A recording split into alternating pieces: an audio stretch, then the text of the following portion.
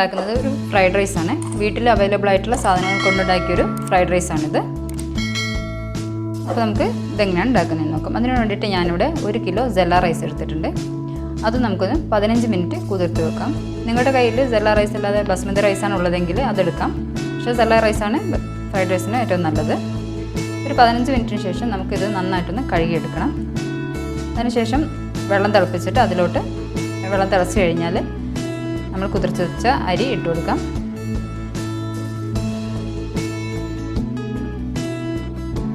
ഒന്ന് ഇളക്കി കൊടുക്കാം, അല്ലെങ്കിൽ ഇത് കട്ട പിടിച്ചു പോകും.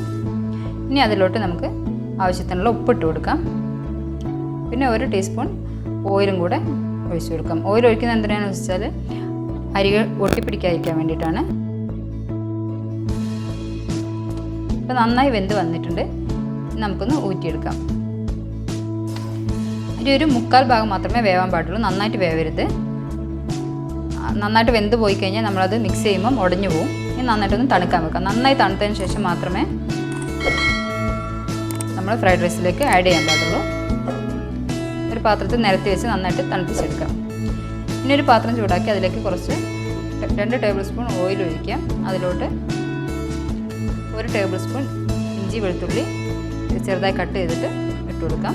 ഇനി അതിലോട്ട് ഞാൻ ഒരു സവാള ചെറുതായി കട്ട് ചെയ്തിട്ട് അതും കൂടെ ഇട്ട് കൊടുക്കുന്നുണ്ട്. നന്നായിട്ടൊന്ന് മിക്സ് ചെയ്ത് കൊടുക്കാം.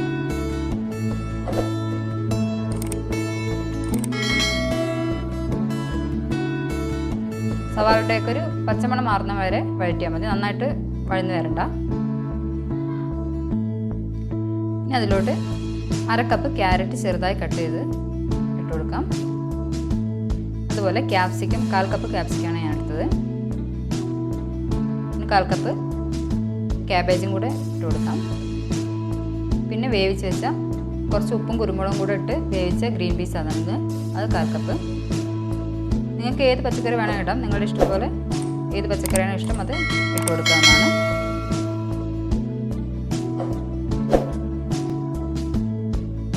നന്നായിട്ടൊന്ന് മിക്സ് ചെയ്ത് കൊടുക്കണം. പിന്നെ അതിലോട്ട് ആവശ്യത്തിനുള്ള ഉപ്പും കൂടെ ഇട്ട് കൊടുക്കാം.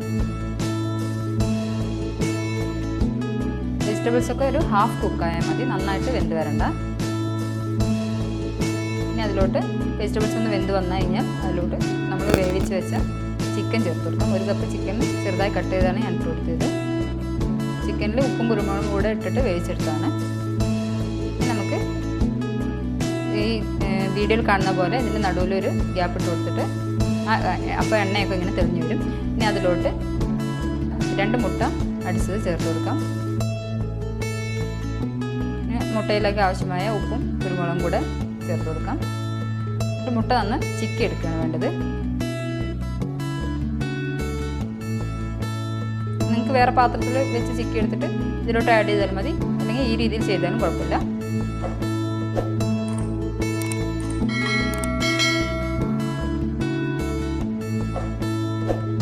എന്നിട്ട് എല്ലാ വെജിറ്റബിൾസും കൂടെ നന്നായിട്ടൊന്ന് മിക്സ് ചെയ്തെടുക്കാം. ഫ്രൈഡ് റൈസ് ശരിക്കും നമുക്ക് എളുപ്പത്തിൽ തന്നെ ഉണ്ടാക്കാൻ പറ്റും. ഒരു വെറൈറ്റി ആയിട്ടുള്ള റൈസും കൂടെയാണിത്. ഇനി അതിലോട്ട് 1 ടീസ്പൂൺ സോയ സോസ് ഒഴിച്ചു കൊടുക്കാം. പിന്നെ വേണ്ടത് 2 ടീസ്പൂൺ ടൊമാറ്റോ സോസാണ്. പിന്നെ 1 ടീസ്പൂൺ പെപ്പർ പൗഡറും കൂടെ ഇട്ട് കൊടുക്കാം. നിങ്ങൾക്ക് ഫ്രൈഡ് റൈസിന് വൈറ്റ് കളറാണ് വേണ്ടതെങ്കിൽ വൈറ്റ് പെപ്പർ പൗഡർ ഇട്ട് കൊടുത്താൽ മതി. ഇതൊരു കളർ ചെറുതായിട്ടൊന്ന് മാറും നമ്മൾ ബ്ലാക്ക് പെപ്പർ ഇടുമ്പോൾ. ഇനി നമുക്ക് ഇതിലോട്ട് നമ്മൾ നേരത്തെ വേവിച്ച് വെച്ച റൈസ് ഇട്ട് കൊടുക്കാം. റൈസ് നന്നായി തണുത്തതിന് ശേഷം മാത്രം ഇട്ട് കൊടുക്കാം. എന്നിട്ട് എല്ലാം കൂടെ ഒന്ന് മിക്സ് ചെയ്ത് വെക്കാം. മിക്സ് ചെയ്യുമ്പോൾ ശ്രദ്ധിക്കണം, അത് റൈസ് ഉടഞ്ഞു പോകരുത്.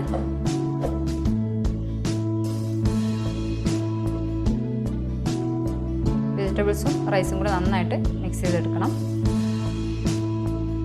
ഞാൻ നന്നായിട്ട് മിക്സ് ചെയ്തെടുത്തിട്ടുണ്ട്. അതിൻ്റെ മുകളിൽ കുറച്ച് മല്ലിയിലയും കൂടെ ഇട്ട് കൊടുക്കാം. അപ്പോൾ നിങ്ങൾക്ക് എൻ്റെ വീഡിയോ ഇഷ്ടമായാൽ please like, share and subscribe. Thanks for watching.